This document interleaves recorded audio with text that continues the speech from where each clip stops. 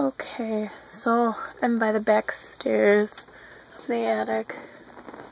I'm just taking a small, short video just to show you what it looks like. There's John's car down there.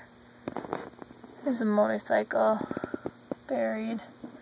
The tree covered in snow. It's still snowing, you can't really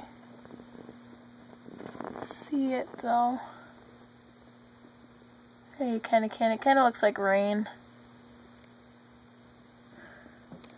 Look at that, that's a telephone line covered in snow.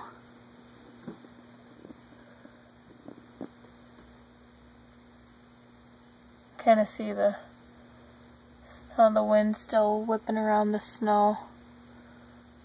Yeah, and that's basically it.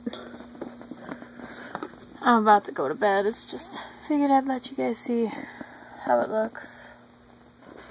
I'll show you in the morning. I'll probably take a picture or two before I go to work. Alright. Bye guys.